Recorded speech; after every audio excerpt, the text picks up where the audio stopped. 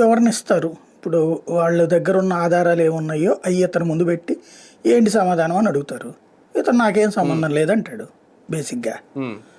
ఇవన్నీ సహజంగా జరిగిపోతుంటాయి. ప్రాక్టికల్గా ఏంటంటే ఇప్పుడు విజయసాయిరెడ్డి వీళ్ళు ఈ లిక్కర్ పాలసీ గురించి చర్చ జరిగినప్పుడు నాకున్న సమాచారం మేరకు అక్కడ 3 నెలల పాటు సమావేశాలు జరిగినాయట. ఈ పాలసీ ఎట్ట పెట్టాలి, ప్రభుత్వంలోనే ఉంచాలా, ప్రైవేట్ ఉంచాలా, ఎందుకంటే అప్పుడు ప్రైవేట్ మధ్యలో కానాలి కదా జగన్ టైం. అలా 3 సార్లు మీటింగుల్లో విజయసాయిరెడ్డి కూడా ఉన్నాడు. కానీ 3 నెలల తర్వాతన విజయసాయిరెడ్డిని పక్కన పెట్టేశారు. పాలసీ కసిరెడ్డి కూడా అప్పుడు ఉన్నట్టు లేడు. వీళ్ళు ప్రభుత్వంగా ఒక నిర్ణయం తీసుకున్నారు, అది అమలు చేశారు.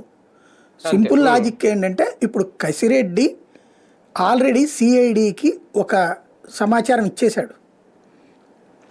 సిఐడి ఇంతవరకు విచారించింది కదా, వాళ్ళు ఎందుకు అరెస్ట్ చేయలేదు, వాళ్ళు ఎందుకు కేసు పెట్టలేదు? ఇతనే చెప్పాడు అనుకుందాం, ఫర్ ఎగ్జాంపుల్ కసిరెడ్డి. ఇప్పుడు దస్తగిరి చెప్పాడని చెప్పి ఊరేసేయరు కదా అవినాష్ రెడ్డిని. ఆధారాలు కావాలి.